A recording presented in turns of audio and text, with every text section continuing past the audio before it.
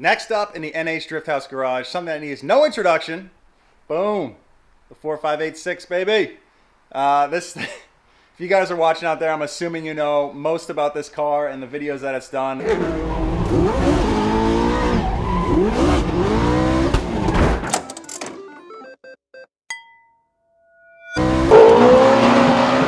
The demos that it's done, you know, going to multiple grid lives. Goodwood Festo of Speed, which is happening right around now.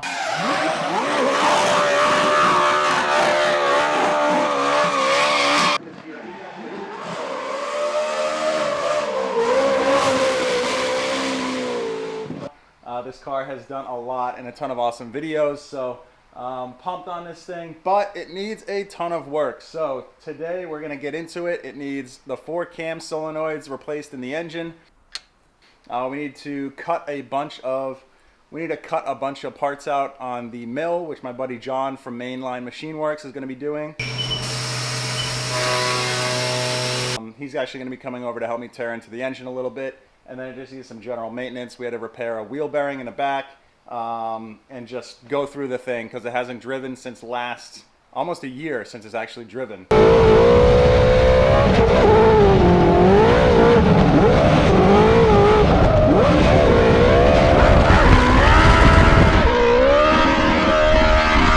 Let's get to it, baby.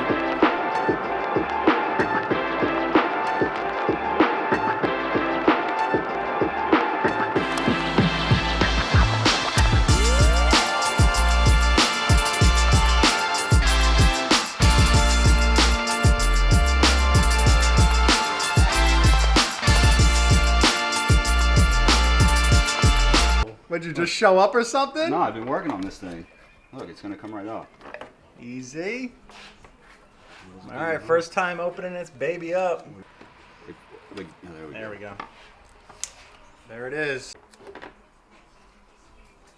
All right. She's so clean inside, dude. Holy, it's probably from all those oil changes I've done. Never seen anything like that. Look at in here. It's my first time seeing the inside of this engine. All right, here's the inside. So the front of the cams have, John, what do you think these are? Dampers? I think so. They look like dampers. Look pretty wild. I've never seen anything like that. Also, I got my homie John from Mainline Machine Works. He is taking off the other header. Now knock this out double time. So I got one of the solenoids out, and let me backtrack and tell you guys why I'm even changing these and what my theory is. So these are the ones that came in the engine. They went bad. Now here's a brand new one. This one's all corroded and it's got like rust on it, and so do some areas of the front of the cams where they have rust. And I think the reason for that is because everybody didn't want me to run a hood, and we have an oil tank that had a cap that was open. So this cap has been recently changed by Dominic, but before we just had like a piece of foam that was sandwiched in there with holes in the top. So when this thing sat at all the Formula D rounds forever, the water would, when it would rain, this motor wouldn't be covered up. I think the rain went through the oil tank, through the engine, and just slowly corroded everything inside here, so that the cams obviously are fine. They're going to spin and knock that off, but the solenoids, it just corroded and got them stuck. So they stopped working, and you can see the rust and the corrosion buildup on it because of this thing not running a hood.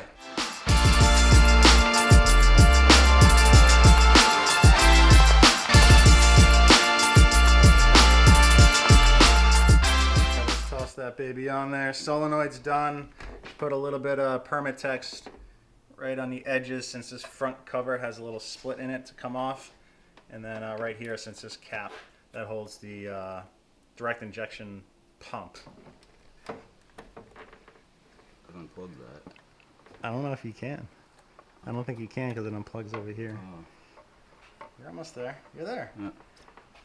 That's on. Yeah, I think so. Yeah, feels good. There's no like pins or anything. No just locators. Goes on the... I think it's just basically the 2 cam solenoids that locate it. This is the top bolt.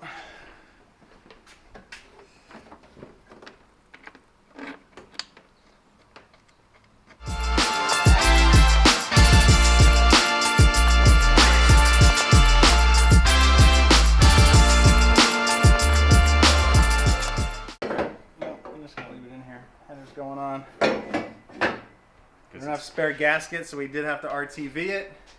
It's all right though. I think it's gonna work out. You have to use every single one of these tools to get the header back on.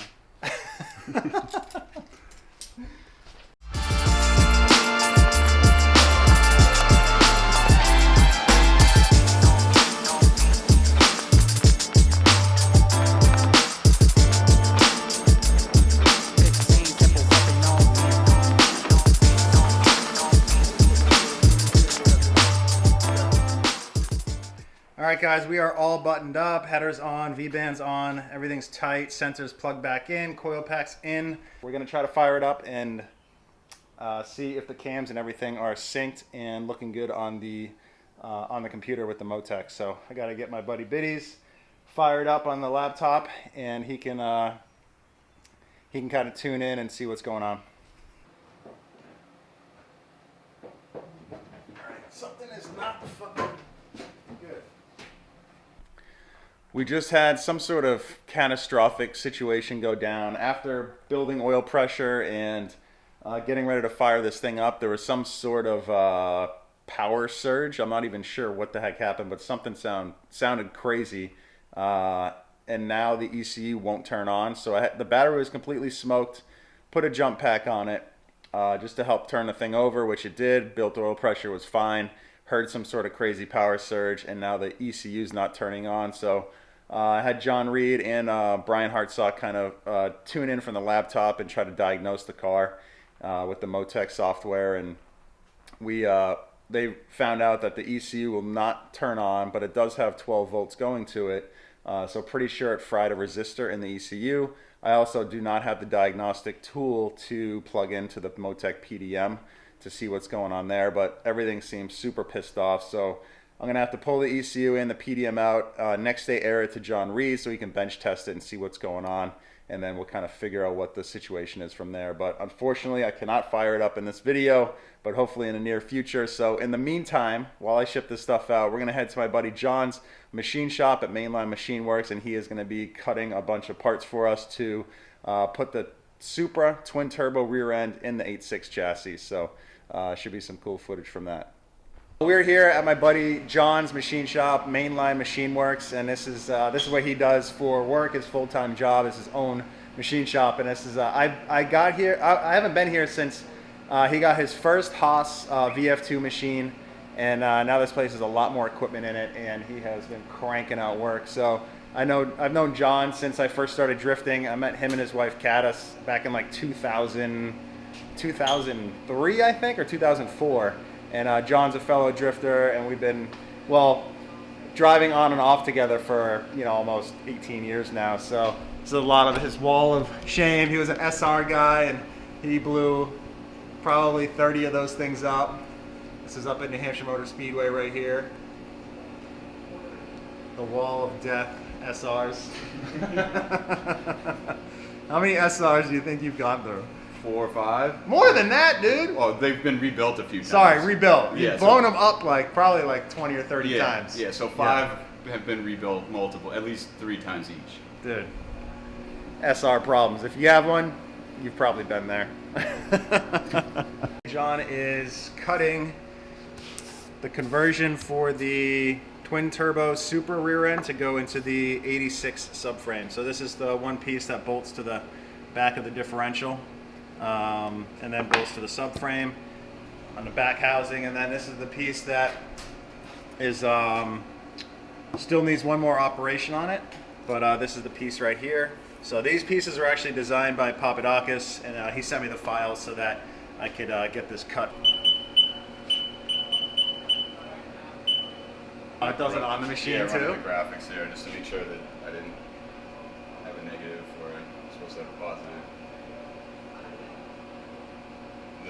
This is doing like this other part I added in, and I'm just going back and forth.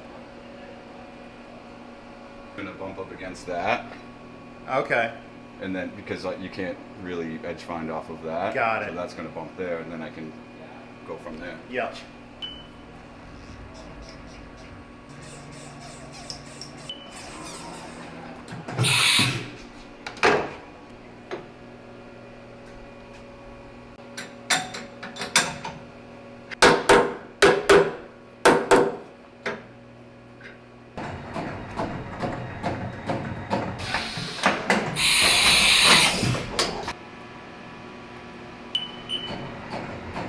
Damn, so much friggin' checking. Yeah, well, I don't want to break anything. Right. Should be... This shit's so scary, dude.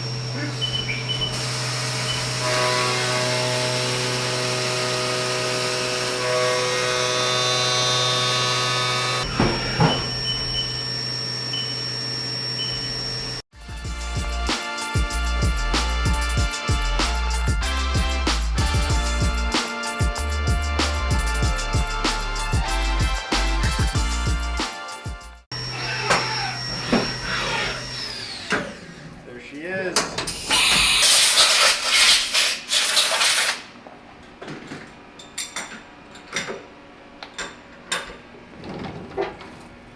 Boom. I just have to cut that out. Oh yeah, right. That spot. Yeah. All right, we're getting into John's junk drawer of all the crazy shit he's made. Junk drawer. Yep. I can't believe you made this. How do you make this on the mill, dude? Because you don't have a lathe. It looks like a lathe part. Final program going down. Change it a little bit more.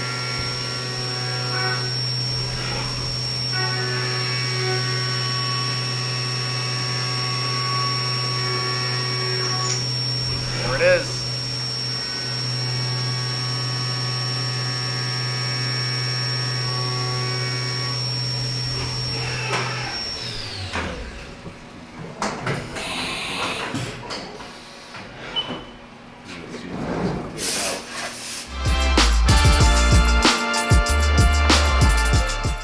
I just got word from John Reed that the Motec ECU and the PDM, which has a kind of a safety resistor in it, were actually fried. So he had sent both of those to Motec USA in North Carolina. They checked it out, opened it up.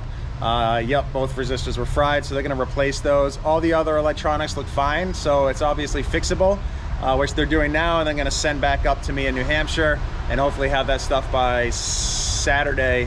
Then when I get back from Formula Drift, where I'm at right now in Erie, Pennsylvania, we'll fire that baby up for the first time finally and get going and ripping a driveway and some local tracks around the area. And then I want to give you guys a big update on the Formula Supra and kind of a time frame as well. So I dropped that car off at Papadakis Racing a couple weeks ago while I was in California, and the guys down there, Sean, Aldo, and Steph, have been working on that thing for, I think they put in about five days of work on it.